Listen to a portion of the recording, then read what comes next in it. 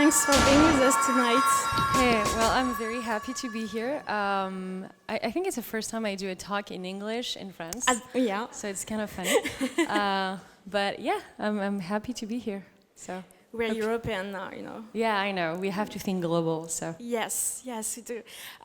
So Carole, I was super excited to host you because I must admit that when I first checked your background and resume, I was a little bit overwhelmed. I didn't know where to start because you wrote some scenario as a kid when you were young already. Then you did a PhD, you wrote a book, you were a comedian, obviously you were an entrepreneur. So what's up with, I want to hear the backstory of how come you felt like you could do all of these things. And I was thinking if it was related to the education that you had and how you've been raised. So yeah, that would be my first question for you. I never felt like I could do all of these things, to be honest. Like if you take me back 20 years ago, I would never see myself where I am today. I honestly would not have seen myself anywhere. I think my parents are teachers, very, average middle class, but super awesome. So I don't come from this super cool, super wealthy family, but super cool, yes, not super wealthy. And so I think my parents raised me and my sister to grow as responsible people and to care about things in general.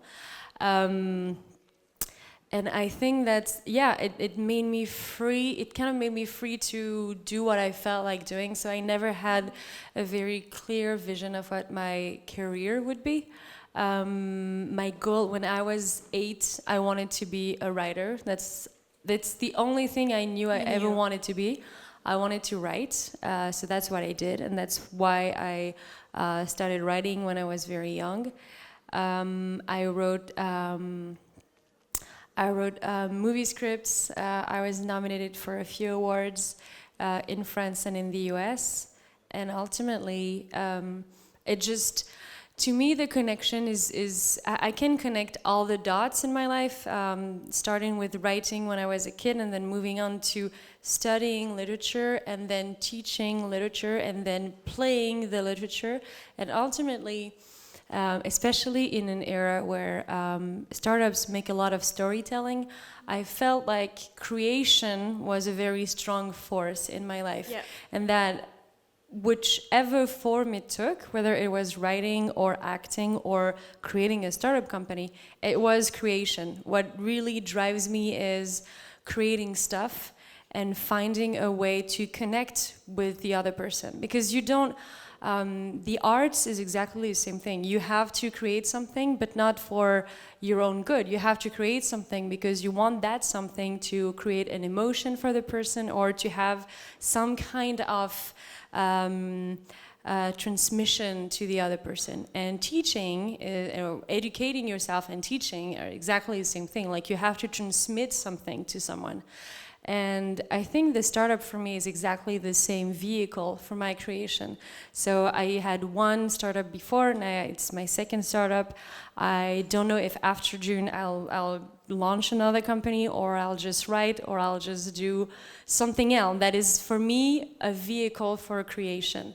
I guess that's why it's so weird, but it makes sense for me. But this passion for literature, that's super interesting, because most of the time when you discuss with founders, they have a background in, they did a business school. Because they have parents who are business people, and because they come from the families where, there's probably more money than we had in my family. And I think it's really something that exists a lot. Like, we tend to reproduce what we know. And definitely. I saw my parents being, very modest teachers, but who loved the arts, who loved books, who loved, my mom used to be a dancer. She also used to sing. My sister also did some singing, some dancing. So it kind of made sense for me as a whole not to reproduce and go like, oh, business school. I mean, I think a business school in my family was a word that was completely frowned upon. If I had told my parents I want to go to a business school, they would have said, well, no, not with my money. So ultimately, it never even was a question. Like, I never thought, should I go to a business school? I was like, no. It's like, no, I don't even know what a business school is. I totally relate to that because I have a background in social science and I could not have pictured myself as an entrepreneur. Never, that wasn't even an option. So how you made, this switch from suddenly it felt like something you could do and something very natural to launch, that's just super interesting. It's so rare. I don't know if it's rare. I think it's really, I think one of the stuff that makes it special, and especially today, is when I was a kid, I suffered a lot from what people thought I was, because I was a bit weird. I'm still weird, but when you're a kid and when you're 12, being weird is not cool. Being weird when you're 35 is like, wow, she's so weird. But when you're at school, it's not cool. And so ultimately, I think it grew as a force inside of me, like, people are just going to think I'm weird, and there's nothing I can do to make them change their opinion. So I'm just gonna be in my own world and doing my own thing, and we'll see. And not caring too much, because you still care, obviously, but not caring too much about what the other kids would think of you. I think I had one friend in junior high school, in college in France. I had one friend, and then I had like 3 friends at the end of junior high school. And then when I moved to high school, my friend came with me. So I like one friend again. And ultimately, I never had, this thing you get when you do like the very cool school, you have your clique and your very large group of friends. I never had that. Because I had like some friends and I had very few friends, and everything was very much based on trust. And trust is also one of the things that guides all my decisions. And I think it's also why we made Joone, because Lucy's right here. She was with me when we made Joone. She's my very, very first Joonie. I think we made Joone based on values, because I was at that point in my life where I was like, you know what, I have to stand for my values, and either the world think it's awesome and we have this wonderful startup, or the world does not care, and then it's just, I already had one company that failed, like, it's just a second company that failed, and ta-da. But I was it mattered to me a lot that the values that I thought were very important, trust, and with trust came transparency, were really at the core of what we do every day. And that's how I connect everything. So can you tell us a little bit about Joone, because it started as a company selling organic diapers, and now it's so much more than that. There's no such thing as an organic diaper. That's a very big lie that marketing teams around the world invented. A diaper is not organic. It's very efficient, it's very practical, but it's not organic. And it's not something that is good for the environment either. I think 10, 15 years from now, maybe we might have a diaper that would be as close to organic as a diaper could be, eventually. Okay. But we're very far from that. The thing is, we realized that the diaper was literally a blank space, or a very dark space, because there was no legislation, there was nothing surrounding, what should a diaper be and how should it be composed of or anything. And so a lot of people used that as an argument to make whatever they felt like making. And ultimately, the organic diaper came from that storytelling. Like, let's make an organic diaper. It doesn't exist. Like, who cares? There's no law. We can do whatever we want. And so when we created Joone, we really wanted to bring something that was different, that was transparency. There's a reason behind that. The organic thing really shocked me and annoyed me, like, deeply. But I was raised, because my parents, if you go back to the place where my parents are awesome, they fed me organic food back when I was like 8. And organic food at that time sucked. Like, it was really, really, I see someone, you have parents who fed you organic food, you regret it. Yeah, it was terrible. It was terrible. It was horrible. It was very. Ugh, it was a horrible thing to eat. And there's like this very, very tiny shop and like 5 shelves, and that's it. And then you eat the same thing over and over again. It was a nightmare. But one thing that taught me is, 30 years later, there's organic food everywhere. But the organic food that I eat today is so much better, but is not so much better, because the organic food that I eat today comes from Peru or comes from all the way across Europe, and the organic standards are much lower now than they were 30 years ago, and that's why our parents fed us that horrible food. And so ultimately I realized, if you scale organic, it becomes something that is not really organic. If you scale transparency, it's transparency. Like, no matter what, you can scale transparency all the way to the moon. Transparency is not like, it's maybe we can get to the gray. No, it's black or white, period. It's transparent or not transparent, and that's it. And there's not like 50 shades of gray between transparent and non-transparent. And so I felt like it was time to see if that was something that could work. And so we started with the diapers, obviously, and very immediately we felt we have to think not about the product, but about the ritual. Because we're not selling a product because of we're selling a product because of the values. And if you look at the values, bless you, and if you look at the values, what matters is, what do you bring into the life of the person you're selling to? And what we bring at Joone is, we're sharing a very, very intimate moment with a parent, a mom or a dad, that is changing his or her baby's diaper. And it's a very intimate moment, but it happens very, very often, because when you have a baby, you get to change your baby between 5 to 10 times a day. So it's not like a one-time thing, you know, it's not like the Tinder of diaper. It's a very, very, very repeated thing, and that happens a lot. And so if you look at the ritual, you're thinking, okay, so what do we need around that ritual? And so we did launch the baby wipes right like about the same time. We also launched dermocosmetics very quickly, because we felt it's the same ritual. So if they like us for transparency, then we can make everything we do transparent. And we're going to grow on every aspect of transparency that we can grow from. And that's also why when Yucca was launched in France, we were completely immune to Yucca, because we developed everything thinking it has to be transparent. And because it's transparent, it has to be perfect. Because if it's not perfect, then we cannot be transparent. And so because we want to be transparent, ultimately it has to be the best thing out there. And so all the products that we've launched score like 100 or 96 out of 100 on Yucca. And so we're pretty immune to that new trend of see who's good or who's not good. I never say Joone is the best, because it's not. Like, the best is very, it's like the best piece of art. It does not exist. Art is very subjective.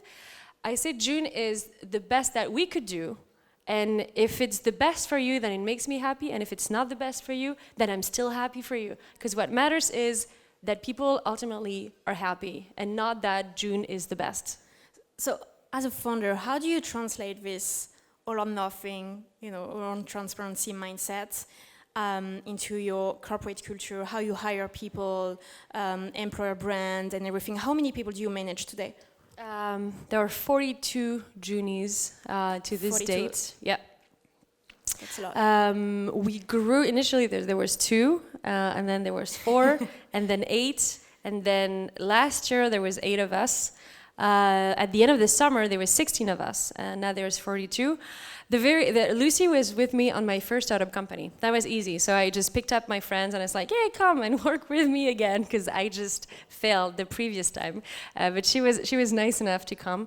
And then the very first employees we got, we really tried to focus on not hiring like top rock stars, because at the time we were literally no one. And we just focused on hiring people that we liked. Because I felt like, we're going to spend a lot of time together, so we have to like them. And for us to like them, we have to share those values. So the first 8 people we recruited was the process was not very clear. We just knew we had to hire people that we appreciated being with. And last year, we found a way to make that process scalable. Because the problem with startup is you grow too fast. So you're like a 5-year-old kid, but you're like 1.95 meters high. So it's complicated. And so we wrote down the values, and we wrote down like some kind of value scorecard, like how do people fit with the values that we share. And we wrote down this very lengthy recruitment process where they get to meet someone from the team just to talk about values, and then they get to meet someone who's more technical to talk about skills. And ultimately, the first thing we look is values, and the second thing we look is skills. We need both. We're never going to hire someone just because they're nice, but we're never going to hire someone just because they're very skilled, because there are a lot of very skilled people out there.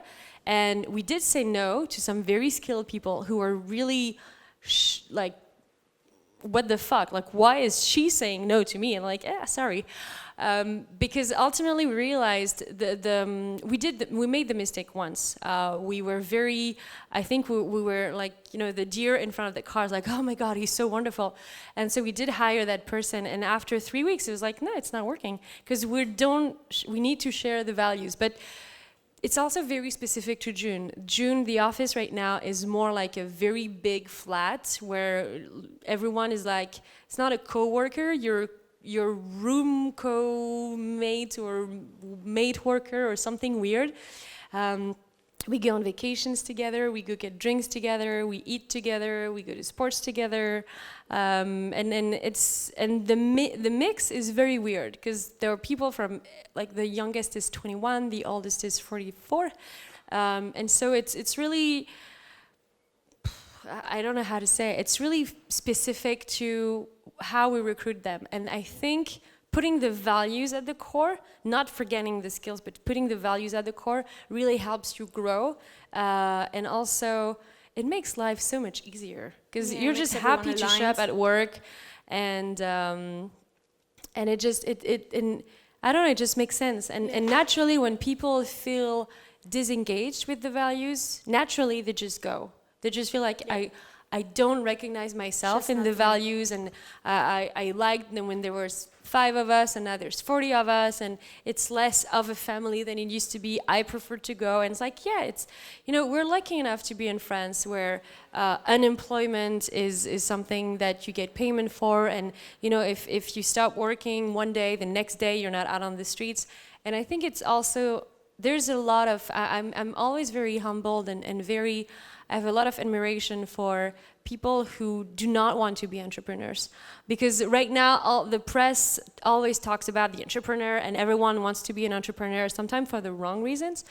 But there's a lot of admiration to be had for very skilled and willful and dedicated employees, because they are so much more valuable than entrepreneurs who want to be entrepreneurs and don't really know why. They just want the title. Yeah, and that's interesting. We don't stress that enough, I guess. Yeah, I think because everyone always, talks about how great it is. It's not great. It's great because I wake up every morning and I do things that I love, but it sucks because it's hard. It's super hard. When it doesn't work, it's hard because you don't have money and everything, goes to shit. And when it does work, you also have problems because then you have to deliver, you have to scale, you have to recruit, you have to make sure that it does not explode when it's growing up. So it is super hard. And I think it's. So about the management thing, because you mentioned that you teach dance, right? You were a teacher at some point. How different is the teaching from managing people? Because you're also managing, some type of crowds that have to follow your guidance, I guess, in some ways. It's not very different, to be honest. I think, to me, when my dad is a teacher, and my dad used to say, to be a good teacher, you have to be a good showman, because you have to make sure that what you're teaching is sufficiently sexy and exciting for people to care about what you have to say. And acting is exactly the same. Like, you have a role to play, and then you have to play that role, because the best you're going to be, then the more people are going to listen to you. And being a CEO is exactly the same thing. Like, if you are sufficiently convinced and driven, and if you give a lot of energy on stage, it's not on stage, it's like in face-to-face when you're with your team, then your team is on board, and then your team is with you. And also, I think, because I've never worked in a private company except for my own, so I don't really know how in the real work that works. So I usually try to say, it has to be value-based, so when something is not done well, I can be like, I'm never going to say like, oh my gosh, this sucks so much, like how dare you do something like that? Because I would never say that to a student. I was educating in the US where positive energy is very key. And so when something is not good, my professors used to come and say, okay, you realize that this is not good enough, but what matters is there's a lot of room for improvement. I'm like, yeah, sure. And ultimately, when you look, it's always, glass half full, glass half empty. And in France, people tend to, especially with the grading system, is saying a lot, like 0 out of 20, 5 out of 20. It's very negative. It's very, this is all the things that you don't get to say or you don't get to know. And I'm always, when I had my students in France, like, well, look, it sucks. And right now you're very bad, but look at it the other way. There's a lot of room for improvement for you. And it actually works because it's very positive reinforcement. And ultimately, the bottom line for this is, at some point, if the person is really, really, really failing repeatedly, then you have to have a stronger discussion about, well, we love your values, but your skill set, it's a balance. And the balance can fluctuate, but ultimately, if one is very, very much too weak, then the balance just falls all over. And by the time the balance tips over, then it's like, it's time we stop our journey together, because we're at this point where it's not working for you and for us. And it's very, I think it's always hard, but it's much easier to look at it this way, I guess. Definitely. So I want to ask you about your experience as a female founder. And so obviously you did all these things, and now you're managing 42 people. First of all, have you experienced gender bias, or do you feel like you may have experienced gender bias in I would love to say yes, but I've never experienced gender bias. I've experienced, I come from a literary background bias. I've experienced, I used to be a writer bias. I used to be an actress bias, like, is she a founder or is she an actress? Like, oh, she's that kind of founder, like the kind who's very good on Instagram, but on the date is like, what is a PNL? I don't know. So I get that bias. I don't get the she's a girl, so she sucks bias, because I score down on so many more than just being a girl. Like, so I think no one ever said to me, you're a girl, or made me feel like I was a girl, so I was not sufficient, apart from myself. Because with my first company, I didn't trust myself enough, and I did apologize a lot for stuff that were out of my control. Like, every decision I made was very, maybe I should make this decision, but I don't really know. And it's normal that I don't know, because I've never run a company before. And that went away when I failed. Very first time I failed my company, I had to go to the courthouse and list my company as in bankruptcy. And that time you're like, all this time where you did not trust yourself, what good did it bring you? Well, nothing. Because ultimately you failed, and now you have to learn, and now you're out of money. I was interdit bancaire, I don't know how you say this in English. A lot of my friends were gone, like the fake friends. The 2 friends I had from high school, they were still here. But all of my new friends, or the cool friends from the ecosystem, they were like nowhere to be seen. And ultimately you realize, what good did it do? I should have been more clear cut. Like, I want to trust myself, because the more I trust myself with this experience, then the more trust I give to others. And I didn't trust myself or my opinion enough with my first company. And so I think it really related to my education, and the fact that, because so many people said you don't have a business degree, ultimately you end up thinking, I don't have a business degree. And probably, like, I see all the guys around me, and I'm not a guy, so maybe if I fail, maybe I don't make the decisions fast enough because I am not a guy. So I think the biggest gender bias I got was from me, weirdly enough. So the lack of confidence. Probably, yeah. A lot. Interesting. And because there is this finger on resilience with you, like you mentioned your first company and then you were looking still at the bright side of life. And I read somewhere that when you were younger, you had this horse accident, I guess, and you were in bed, I don't know how to say that, like alité. Yeah, I was for months. in 2013. So I was, funny enough, at the time I was still a professor, and I was big. It was big, so to speak, in my acting career, because I did that American movie, and then I had this. I was working at a theater with Niels Sarestrup, who got this Caesar for. He's a really great actor, so I was like, oh, that part is doing well, so I'm happy. And boom, I fell off my horse. I broke my shoulder. I spent 18 months. 18 months being not able to do this. And I had 3 operations. For 6 months, my arm was glued to the rest of my body, and I was not, because my shoulder was split right here, so my arm was here, and my shoulder was here. So it sucks. And I have this very big scar right here. And at that time, the first week, I was bored, so I watched all of Friends, like all seasons of the TV show Friends. That's a good thing to do. Yeah. First. And after that, I was like, that's going to be very long, 6 months watching TV. So ultimately, I had this idea for my first company a long time ago. But at that time, I was like, you're not a business major. Like, it's not your job to build a company. And because I was in bed with nothing to do, I could not use my computer, so I could not write, because I was like this, so you don't get to write. I could not write, so I said, like, oh, maybe I should read stuff about building a company or managing stuff, and that's what I did. So for 6 months, I read, and when I got my arm back, the only thing I wanted to write was a business plan. So that's how the horse accident helped, I guess. Helped, yeah. Sort of. No, but that's actually a very inspiring story. I have a question. What would you say to your 16-year-old self from now? God, I was terrible at 16. I would tell myself that it gets better. It gets better. Yeah, because at 16, it was when I was 16, everything was hard and felt really hard, and I would just tell my 16-year-old self, bear with me, it gets better. Yeah. Okay. That's a really good advice. I guess it's time to open up the questions to the public. So I guess you all prepared your questions. We're gonna have like 10 minutes.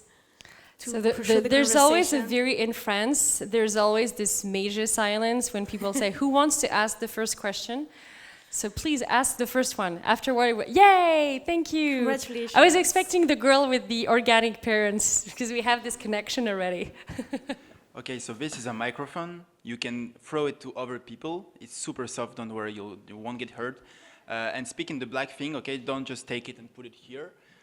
So really easy, right? You start? Ready? Wow, that was a very good throw, a very good catch. I wanted to ask you the question because what you do, like basically Nepis is a quite Can you get the mic just closer? Is it better? Thank you. Okay. Yes, perfect. It's bizarre. Okay, I wanted to ask you because like you are doing like you're creating Nepis basically, and it's pretty female business. Do you often get comments? Of course, she's a woman entrepreneur, like where she can work, like in like with business which is connected with kids, with fashion, with like whatever else. A lot of people ask me if I have kids, and I think it's the very first question that the journalists ask me, like, "Oh, do you have kids?" And I say no, and they're like, "Oh," and they don't dare ask why. Like, "Ooh, you're so weird." And so because I told you I was weird, I could say no. I'm not lucky enough to have children, but it is a question that people ask me very often. I would say that people, honestly, people who know me or work with me know that I work literally all the time. I'm at the office like at 8, and I'm one of the last one to leave. So no one has ever accused me of not working enough because I was a woman. No, I never got that. But then again, it's very weird because it's.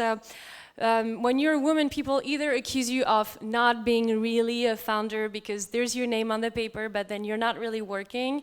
But then when you are really working, the rest of the world says she's hysterical, she's crazy, she's this. So either way, you lose. Like if you're like one of the fake founders who's not really a founder, or and I don't really know any of those actually, because I think it's a myth. Like the girl in the group, she's not really a founder, but we use her for public relations because she's good at that.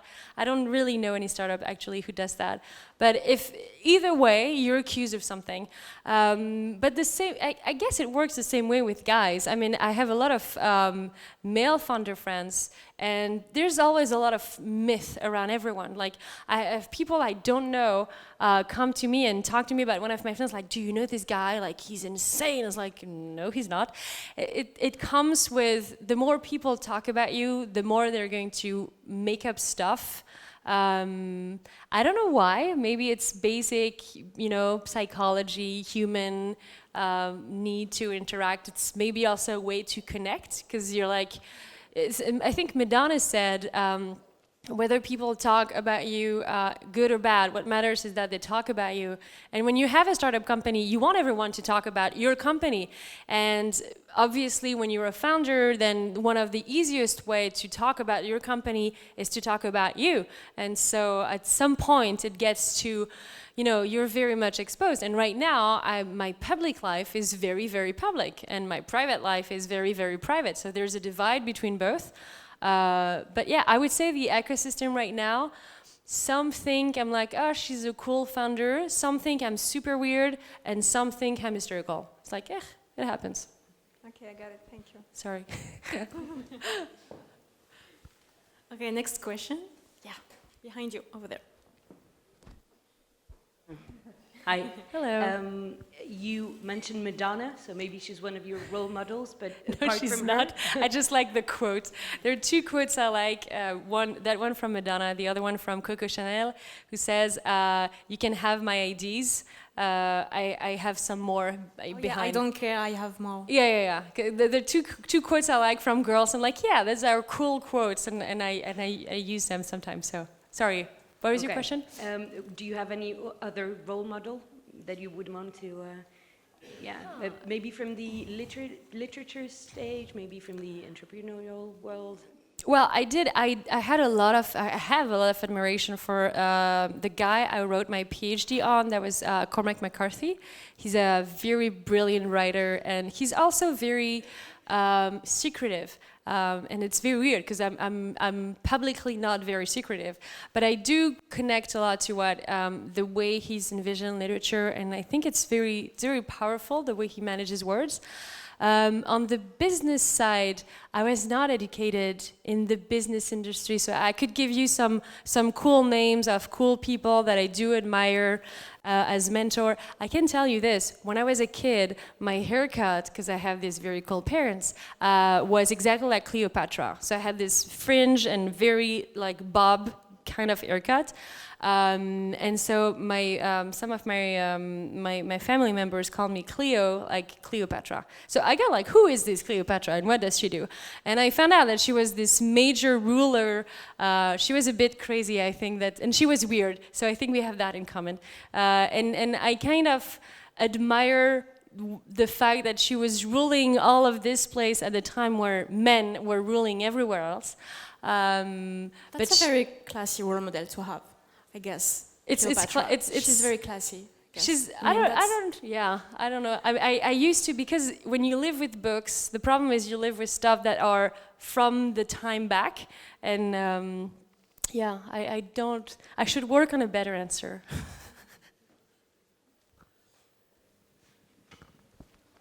Yeah, hello. What happened between your first startup and Joone? What did you learn and what did you change? What happened?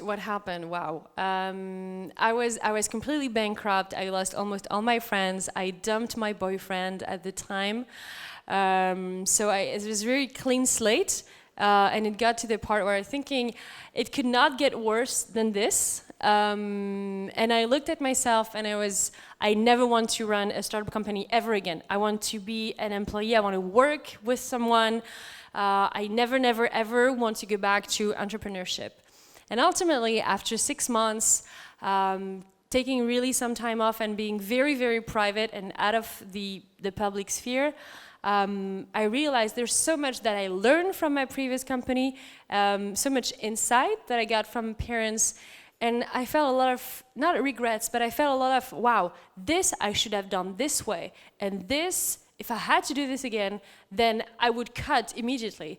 And I felt like I had this newfound expertise, I would say, and that it would be a shame not to put that to good use.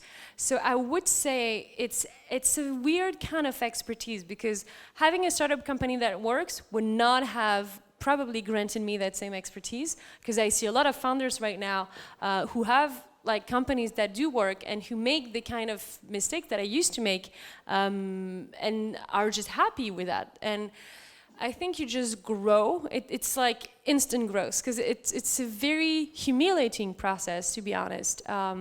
Because obviously, all of the people from my life were thinking, like, it's okay, like, what were you thinking anyway? You're a writer, you're an actress, you're a professor, like, it's okay that you failed your company. And I was like, no, it's not okay. But I think it really helped. I think I was eager to prove to myself that I was able to really transform that thing that failed into something that was not failing. And again, Joone is not a success because of that. Joone is a success. I'm not gonna say I don't know why, but what matters is if Joone had not been a success, I would have stopped much earlier in the story if I had realized that I was not able to gain enough momentum, I was not able to get enough customers, and that's probably the mistake that I made with my first company. It was a good company, it was a really good idea, but at the same time, the metrics were not good enough. A lot of things were not good enough, but I was like, oh, it's okay, I'm a young company, so it's okay. It's like, no, it's not okay. I have to be really, right now at Joone, one of the reasons why we got so big so fast is we're obsessed with metrics. We're obsessed with data. We're obsessed with the money we spend, the money we cash in, we cash out. We're very much obsessed with what is going to make Joone this massive transparency purveyor. Because my goal is to make transparency everywhere that I can, for the sole reason that, like I said, transparency is very scalable. Like, if Joone gets 10 times the size it is today, it will always be transparent, because there's not like, I'm going to be a little less transparent. That doesn't exist, it's not possible. And so, because my goal is to really offer as much as we can and to really transform the industry as a whole and be like, the future has to be transparent, because right now we care, but the people who are 20-year-old today, they don't care. They live by that. And that's a difference between us and them. Like, for us, it's awesome. For them, it's all they know. And so we have to think about how that is going to affect them in the future, because they don't want transparency. That's all they know, and that's all they expect. That's mandatory for them. Yeah, exactly. Do we have one last question? Yes.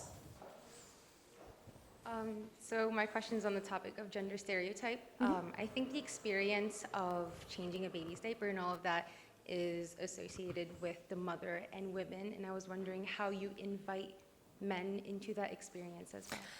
We do a lot of communication around dads. I would love to say that it's always super successful, but when we do communication that is very much dad-focused and dad-inclusive, that is very focused towards them, we get a lot of really weird messages about guys who are not fathers, but who are targeted by our communication. So we haven't tackled that issue yet. What we find a way of doing is we really want to talk to all parents. So we don't talk to the mom and we don't talk to the dad, but we also don't talk to just the heterosexual couple. We talk to the single parents, we talk to the gay couples, we talk to adoptive parents. Like, we really have this vision that is very encompassing of everyone, and we try to, it's very easy to convey that message. Like all the parents that are in the ads that we do or in any support that we do are not, you know, this average model kind of person. They are real parents that we choose from our community, from our friends, from the parents that we know. Most, like 99% of the kids, all of the kids actually we used, were like baby customers. And so we really focus on that community, and we really try to make these parents from our community the star of what we do, and that's the way we communicate. At the same time, it is still a challenge, because if you ask our community right now, I don't think they would say the diapers get changed 50-50, me and dad. So I think there's a lot of work to do around that still. But it gets in the for me, it really gets in the better direction. Like, I always want to look at the things on the better side. So for me, there's a lot of progress made, but again, there's a lot of room for improvement. Well, that will be the final words, I guess. Thank you so much, Carole. Thank you.